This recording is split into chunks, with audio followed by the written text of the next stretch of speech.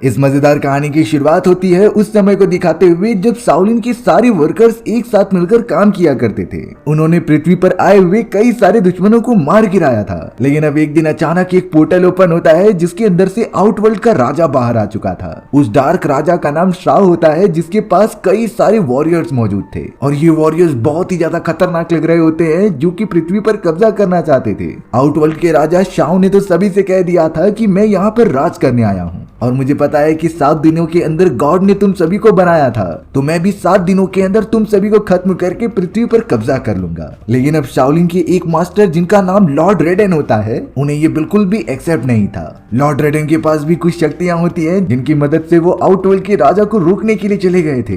देखते ही देखते आउटवर्ल्ड के राजा शाओ और लॉर्ड रेडन के बीच एक घमासान लड़ाई होने लग जाती है। दोनों की पावर्स एकदम सेम टू सेम थी, जिसमें से कौन जीतेगा इसका जरा भी अंदाजा नहीं लग पाता। वहीं लॉर्ड रेडन के कई सारे स्टूडेंट्स होते हैं जो लगातार आउटवर्ल्ड के राजा के सैनिकों से लड़ाई करते जा रहे थे। अब यहाँ लॉर्ड रेडन की मदद करने के लिए उनकी एक स्टूडेंट लिंडा आ जाती है जिसे कि आउटवर्ल्ड के राजा ने पकड़ लिया था। लेकिन जॉन नाम का एक और स्टूडेंट वहां पर आकर उससे लड़ाई करने लगा था। अब तो आउटवर्ल्ड के राजा शाओ ने जॉनी को पकड़ लिया और उसे जान से मारने की धमकी दी। लॉर्ड रेडन तो अपनी तूफानी शक्तियों का यूज करने जा रहे थे, लेकिन वो इस तरीके से कैसे अपने स्टूडेंट्स को मरने देंगे, इसलिए शाओ के कहने पर वो एकदम शांत हो जाते हैं और अपना हमला रोक देते हैं। शाओ ने तो यहाँ पर साफ साफ कहा था कि अब हम सब यहाँ पर आ चुके हैं, तो मैं तुम्हें 7 दिनों का वक्त देता हूँ कि तुम सभी लोग सरेंडर कर दो, नहीं तो मैं सभी को मार दूंगा। लेकिन यहाँ लॉर्ड रेडन ने अपना हमला बंद तो कर दिया था, पर शाओ जॉनी को जान से मार देता है। शैंग नाम का एक योद्धा जो कि लॉर्ड रेडन का सबसे बेस्ट स्टूडेंट होता है, वो भी अब लड़ने आ चुका था। लेकिन आउटवर्ल्ड का वो राजा शाओ अपनी पूरी सेना को लेकर थोड़ी देर के लिए वहां से चले जाता है। हालांकि उसने अपने कुछ लोगों को वहां पर छोड़ दिया था इन सभी को खत्म करने के लिए, और अब उन सभी के पास सिर्फ 7 दिनों का वक्त ही बाकी था।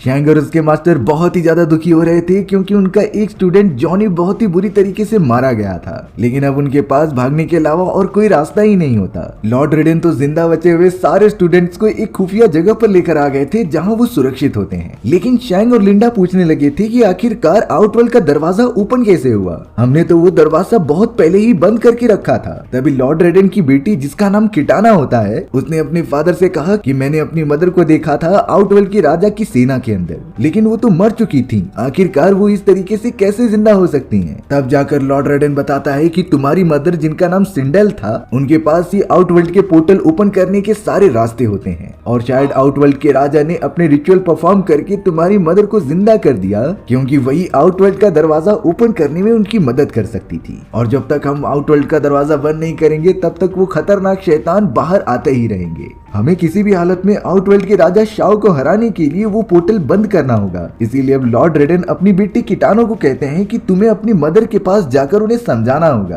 कि वो बहुत ही गलत लोगों का साथ दे रही हैं और उन्हें पोर्टल बंद करने की जरूरत है। लॉर्ड रेडन किसी भी तरीके से अपने सारे स्टूडेंट्स को एक अजीब तरीके की मशीन के पास लेकर आ जाते हैं। दरअसल इस मशीन का नाम येलो स्पीयर होता है, जिससे कि बहुत ही कम समय में किसी भी प्लेस पर जाया जा सकता था। लॉर्ड रेडन ने सबसे पहले लिंडा को कहा कि तुम जैक नाम के एक आदमी को ढूंढो जो इस पूरे जंग में हमारा साथ दे सकता था, क्योंकि उसके पास बहुत ही खतरनाक पावर्स थी। वहीं अब लॉर्ड रेडन शैंग और अपनी बेटी किटाना को कहते हैं कि तुम्हें एक ऐसी प्लेस पर जाना है जहां पर तुम्हें सर्च करना होगा नाइट वॉल्फ को, लेकिन वो जगह बहुत ही ज्यादा अंधकार में थी और काफी खतरनाक भी हो सकती है, इसीलिए उन्हें संभल कर रहना पड़ेगा। वो तीनों अपनी अपनी जर्नी की तरफ निकल पड़ते हैं जैसा कि उनके मास्टर ने कहा था। लेकिन कुछ भी हो, शैंग को तो रास्ते में बहुत मजा आ रहा था क्योंकि किटाना उसके काफी ज्यादा पास होती है और वो दोनों लगातार ट्रेवल करते ही जा रहे थे। लॉर्ड रेडन भी मदद मांगने के लिए अपने सीनियर मास्टर के पास चले गए होते हैं, क्योंकि उन्हें पता चलना चाहिए कि आउटवर्ल्ड का दरवाजा तोड़कर वहाँ का एक जालिम राजा हमारी दुनिया में आ चुका है। यहाँ पर किटाना और कैंग किसी भी तरीके से उस जगह पर पहुंच जाते हैं जहाँ उन्हें नाइट वॉल्फ को ढूंढना था, लेकिन यहाँ पर तो उन्हें कोई भी नहीं दिखाई दे रहा होता। तभी अचानक उनके सामने एक वॉरियर आ जाता है जिसके पास किसी भी चीजों को बर्फ में कन्वर्ट करने की एबिलिटीज थी। लेकिन कैंग के लिए सबसे ज्यादा शॉकिंग बात तो ये होती है कि वो इस वॉरियर से पहले भी लड़ चुका है और उसने इस वॉरियर को टूर्नामेंट में हरा दिया था। कैंग तो अब उस वॉरियर से पूछता है कि तुम्हारा नाम तो सेप्स है और मैंने तुम्हें कई समय पहले मार भी दिया था, पर वो वॉरियर अपना चेहरा दिखाते हुए कहता है कि सेप्स मेरा भाई था और मैं यहाँ पर तुम लोगों को मारने नहीं बल्कि तुम्हारी मदद करने आया हूँ, क्योंकि सेप्स का भाई भी आउटवर्ल्ड के राजा से नफरत करता होता था और आउटवर्ल्ड के राजा ने ही उसके भाई को जान से मारा होता है। अब अचानक उस जगह पर स्कॉर्पियन नाम का एक और वॉरियर आ गया जिसने कि किटाना को तुरंत ही पकड़ लिया और उसे एक पोर्टल के अंदर लेकर चला गया। कैंग तो बहुत ही ज्यादा शॉक हो जाता है कि इस तरीके से किटाना को वो कहाँ लेकर जा सकते हैं, लेकिन अब सैप का भाई कैंग को समझा रहा था कि ये काम अब किटाना को ढूंढने का नहीं है, वो सारे लोग किटाना को कुछ भी नहीं कर सकते, लेकिन तुम्हें मास्टर की बातें याद करनी पड़ेंगी और पूरा फोकस करना पड़ेगा नाइट वोल्फ को ढूंढने के लिए, क्योंकि उनके पास 6 दिनों का वक्त बाकी था और इतने में अगर उन लोगों ने आउटवर्ल्ड का दरवाजा बंद नहीं किया तो शायद जालिम राजा पूरी दुनिया को ही खत्म कर दे। इसीलिए अब सारी बातें समझने के बाद कैंग उस नाइट वोल्फ को ढूंढने निकल जाता है। अब हम यहाँ पर लिंडा को देखते हैं जो लगातार ट्रेवल करते हुए जैक्स नाम के उस वॉरियर के पास आ गई थी जिसकी पूरी बॉडी एकदम स्टील से बनी हुई होती है और वो काफी ज्यादा ताकतवर था, लेकिन जैक्स को कुछ लोगों ने पकड़ कर रखा होता है अपनी कैद के अंदर। इसीलिए अब लिंडा बहुत ही चालाकी से जैक्स के पास आती है और उसे छुड़ाने लग जाती है। साथ ही साथ लिंडा उसे बता रही थी कि आउटवर्ल्ड का दरवाजा खुल चुका है और वहाँ से एक खतरनाक राजा बाहर आ गया है जो कि 7 दिनों के अंदर अंदर पूरी पृथ्वी को अपने कब्जे में कर लेगा। इसीलिए अब मुझे लॉर्ड रेडन ने भेजा है तुम्हें लाने के लिए, क्योंकि इसमें हमें तुम्हारी मदद चाहिए। लिंडा ने किसी भी तरीके से जैक्स को छुड़ा दिया था। हालांकि शुरुआत में जैक्स ये सारी चीजें मजाक समझ रहा था, लेकिन जब उसने अपने सेंसेस में आकर सारी चीजें देखी तब उसे पता चल जाता है कि लिंडा सही कह रही है। इसीलिए अब लिंडा जैक्स को वहाँ से लेकर कहीं दूर चली गई। वहीं दूसरी ओर कैंग लगातार नाइट वोल्फ को ढूंढते हुए आगे बढ़ता ही जा रहा था, लेकिन कैंग को जरा भी अंदाजा नहीं होता कि उसका मुकाबला खुद ही नाइट वोल्फ से हो जाएगा। एक वोल्फ तुरंत ही उड़ता हुआ शैंक के ऊपर आ गया और उसके ऊपर हमला करने लगा। फिर बाद में पता चलता है कि यही तो नाइट वोल्फ है जो अपना रूप बदल कर रहता है, लेकिन यहाँ पर कैंग उस नाइट वोल्फ से लड़ाई नहीं करता। दरअसल वो तो बताने लगा कि मुझे लॉर्ड रेडन ने भेजा है तुम्हें लाने के लिए और हमें तुम्हारी मदद चाहिए क्योंकि आउटवर्ल्ड का राजा हमारी दुनिया में आ चुका है जिससे कि पूरी इंसानियत सभ्यता बहुत ही ज्यादा खतरे में है। और तो और सबसे बड़ी प्रॉब्लम हो चुकी थी कि रास्ते में एक स्कॉर्पियन नाम के आदमी ने हमारी किटाना को किडनैप कर लिया है। अब यहाँ लॉर्ड रेडन का नाम सुनते ही नाइट वोल्फ समझ जाता है कि वो लोग किटाना को कहाँ पर लेकर गए होंगे। नाइट वोल्फ ने बता दिया कि अगर तुम्हें किटाना तक पहुँचना है तो वो जरूर आउटवर्ल्ड के राजा शॉन के पास लेकर गए होंगे। वहाँ पर पहुँचने का रास्ता तुम्हें जेड नाम की एक लड़की बता देगी जो यहीं पर रहती है, जिसके बाद नाइट वोल्फ वहाँ से चला जाता है। कैंग अब जेड नाम की उसी लेडी से मिल रहा था जिससे बात करने के बाद पता चलता है कि जेड भी उसकी मदद करने के लिए रेडी है, क्योंकि वो भी आउटवर्ल्ड के राजा को जान से मारना चाहती थी। इसीलिए अब कैंग जेड के साथ मिलकर किटाना को ढूंढने के लिए दूसरी तरफ निकल पड़ता है। वहीं अब हमें लॉर्ड रेडन दिखाए जाते हैं जो कि अपने सीनियर लोगों से बातें करने की कोशिश कर रहे थे। ये सीनियर्स और कोई नहीं बल्कि गॉड के अवतार होते हैं जो कि मुसीबत में पड़े लोगों की मदद करते थे।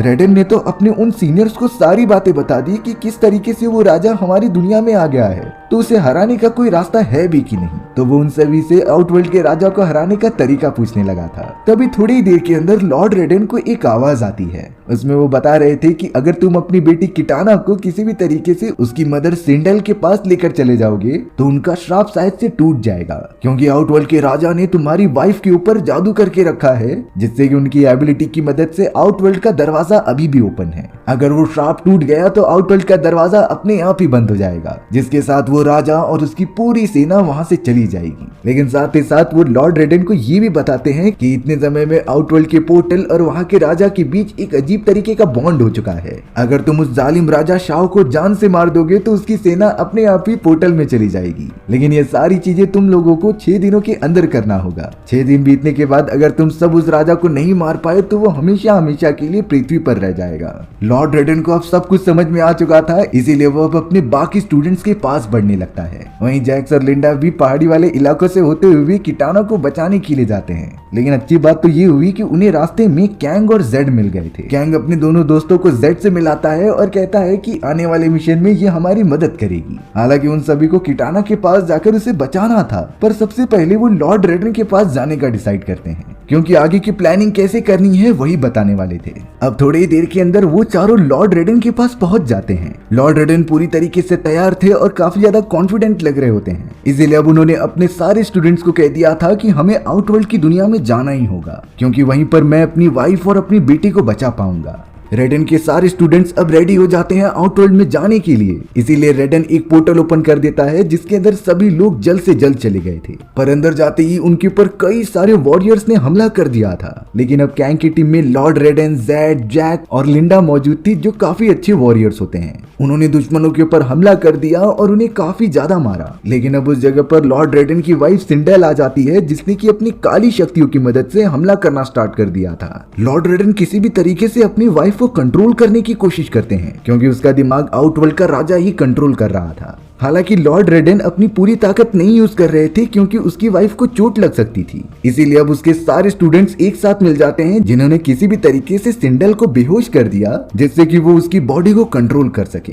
अब यहाँ लॉर्ड रेडन बताते हैं कि वाइफ तो मेरी मिल गई, लेकिन हमें किसी भी तरीके से किटाना को यहाँ पर लाना होगा। कैंग अब कहता है कि किटाना को लाने की जिम्मेदारी मेरी है और मैं सामने आने वाले सभी को खत्म कर दूंगा। तब तक तुम सभी लोग यहाँ पर सिंडेल का ख्याल रखो और उन्हें कहीं जाने मत दो। जेड भी अब वहाँ पर आ जाती है और कहती है कि मैं कैंग के साथ जाऊंगी, क्योंकि मुझे वहाँ पर जाने का एक शॉर्टकट रास्ता पता है। दोनों ही जल्द से जल्द निकल पड़े थे किटाना को ढूंढने के लिए। जेड अब कैंग को वो रास्ता बताती है जो सीधा आउटवर्ल्ड के राजा के महल की तरफ जाता था।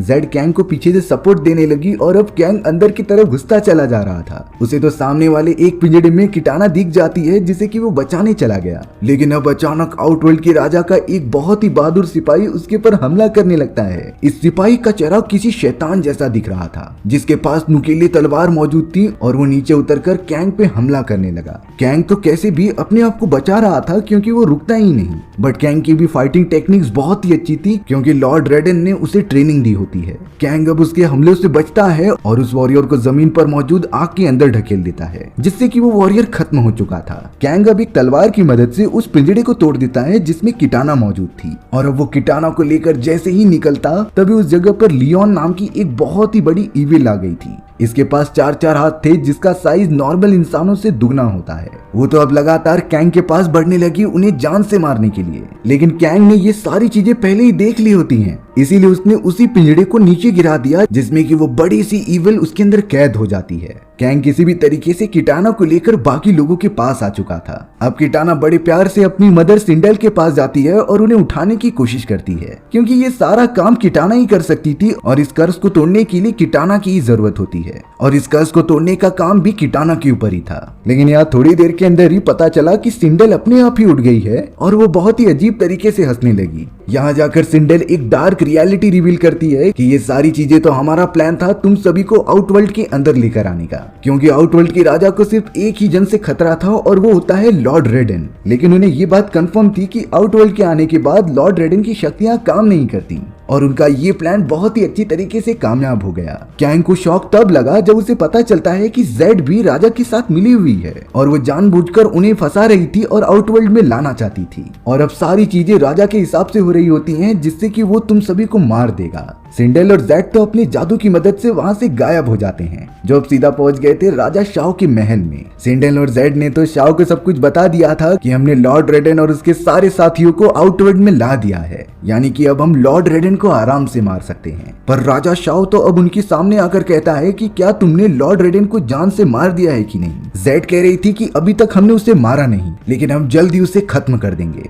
राजा शाओ इतना ज्यादा गुस्सा होता है, क्योंकि वो कह रहा था कि भले ही लॉर्ड रेडन की शक्तियां आउटवर्ल्ड में काम नहीं करती, लेकिन फिर भी हम सबको उससे बहुत ज्यादा खतरा है। राजा शाओ ने तो अब अपने एक बहुत ही खतरनाक क्रिएचर को वहां बुलाया और जेड को उसकी तरफ ढकेल दिया, जिससे कि उस क्रिएचर ने जेड को पूरी तरीके से खत्म कर दिया था। राजा शाओ तो अब सिंडेल को लास्ट वार्निंग देता है कि अगर तुमने लॉर्ड रेडन को जान से नहीं मारा तो मैं तुम्हें हेल के अंदर फेंक दूंगा, जहां से तुम कभी बाहर ही नहीं आ पाओगी। इसीलिए अब सिंडेल के ऊपर काफी ज्यादा प्रेशर आने लगा अपने ही हस्बैंड को जान से मारने के लिए। यहाँ अब लॉर्ड रेडन अपने सारे स्टूडेंट से बात कर रहा था, लेकिन अब लॉर्ड रेडन बातें करते हुए ये भी बताते हैं कि वो और राजा शाओ एक दूसरे के भाई हैं। दरअसल वो दोनों लॉर्ड के संतान थे, जिनके पास काफी सारी अच्छी पावर्स होती थी, लेकिन शुरुआत से ही लॉर्ड रेडन अच्छाई का साथ देता था और लोगों में शांति बनाए रखता था। लेकिन उसका छोटा भाई बिल्कुल भी इसके अपोजिट होता है। उसने अपनी सारी शक्तियां गलत कामों में यूज की और वो पूरी दुनिया पर अकेले राज करना चाहता था। इसीलिए मैं अपने ही भाई के अगेंस्ट चला गया और उसे बहुत ही ज्यादा मारा। उस लड़ाई में मैंने अपने छोटे भाई को हरा दिया होता है, लेकिन मैं उसे जान से नहीं मार पाया और यही लॉर्ड रेडन की सबसे बड़ी गलती थी, क्योंकि अब उसका छोटा भाई आउटवर्ल्ड की पोर्टल को हमेशा के लिए ओपन कर देगा पृथ्वी के लिए और वहां पर अपनी सेना लाकर राज करेगा।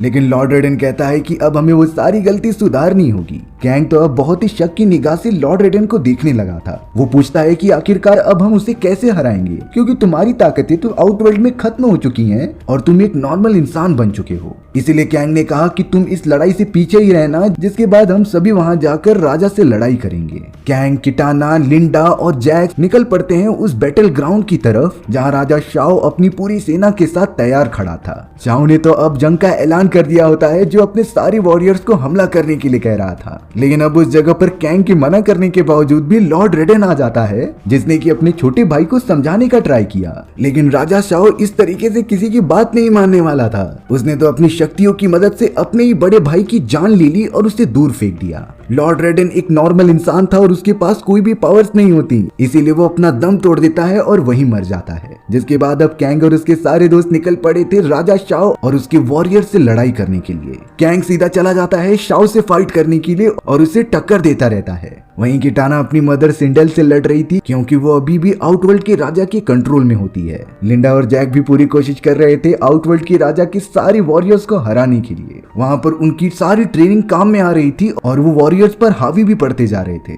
थोड़ी देर बाद हमें दिखाया गया कि किटाना ने अपनी मदर सिंडेल को कंट्रोल कर लिया है, यानी कि वो लड़ाई में काफी अच्छी है और वो जीत भी रही है। पर वहां दूसरी तरफ राजा शाओ कैंग पर हमला करते ही जा रहा था। कैंग की तो मार्शल आर्ट की टेक्निक यहाँ पर काम नहीं करती, क्योंकि राजा के पास काफी स्टेमिना था और वो उससे ताकतवर भी होता है। राजा ने कैंग को बहुत ज्यादा मारा, इसीलिए कैंग काफी कमजोर पड़ जाता है। पर वो इतनी आसानी से हार नहीं मानने वाला था। अब राजा शाओ जब कैंग को जान से मारने के लिए आगे बढ़ते ही हैं, तभी अचानक उस जगह पर एंट्री होती है उन सीनियर गॉड्स की, जिसे कि लॉर्ड रेडन ने प्रे करके यहाँ पर बुलाया था। उन दोनों सीनियर गॉड्स को पता था कि शाओ बहुत ही बुरा है और उसने अपनी शक्तियों का गलत यूज किया है, इसीलिए उन दोनों ने अपनी शक्तियों का यूज करके राजा शाओ की सारी एनर्जीज एब्जॉर्ब कर ली। शाओ के पास जो भी बुरी शक्तियां होती हैं वो सारी की सारी खत्म हो गई, इसीलिए अब शाओ एक नॉर्मल इंसान बन जाता है। लेकिन शाओ ने उन सीनियर्स को चैलेंज देते हुए कहा कि क्या हुआ अगर मेरे पास मेरी पावर्स नहीं है तो मैं नॉर्मल होकर के भी कैंग को हरा सकता हूँ। जिसके बाद शाओ लगातार कैंग को बहुत ज्यादा मारने लगा, लेकिन कैंग इस बार हार नहीं मानता। उसने अब पूरी हिम्मत लगा दी और अपने मास्टर द्वारा सिखाई गई एक सीक्रेट टेक्निक अपनाई।